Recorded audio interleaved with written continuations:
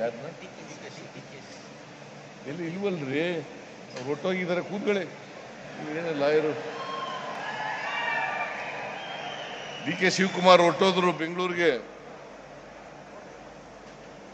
ಯಾವಾಗಲೂ ಇರೋರ ಹೆಸರು ಹೇಳಬೇಕು ಹೊರತು ಹೊರಟೋದವ್ರ ಹೆಸರು ಹೇಳಕ್ಕಾಗಲ್ಲ. ವೆಲ್ಕಮ್ ಮಾಡೋದು ಇರೋರಿಗೆ, ಇಲ್ಲಿ ಯಾರ್ಯಾರು ಇದ್ದಾರೆ ಅವ್ರಿಗೆ ಮಾತ್ರ ವೆಲ್ಕಮ್ ಮಾಡೋದು. ಮನೇಲಿ ಕೂತಿರೋರಿಗೆಲ್ಲ ವೆಲ್ಕಮ್ ಮಾಡೋಕ್ಕಾಗಲ್ಲ. ಗೊತ್ತಾಯ್ತಾ?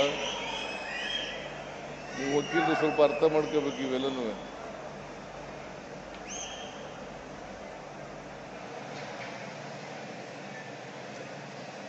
ಅವರು ಪಾಪ DK ಶಿವಕುಮಾರ್ ಹೆಸರೇಳಿ ಅಂತ ಹೇಳ್ತಾ ಇದ್ದಾರೆ. DK ಶಿವಕುಮಾರ್ ಅವರು ಉಪಮುಖ್ಯಮಂತ್ರಿಗಳು, ಅವರು ಬೆಂಗಳೂರಿಗೆ ಹೋಗ್ತೀನಿ ಅಂತ ಹೋದ್ರು. ಬೇರೆ ಕೆಲಸ ಇದೆ ಅದಕ್ಕೋಸ್ಕರ ಹೋಗ್ತೀನಿ ಅಂತ ಹೋದ್ರು. ಅದರಿಂದ ಅವ್ರ ಹೆಸರನ್ನ ಪ್ರಸ್ತಾಪ ಮಾಡಲಿಲ್ಲ.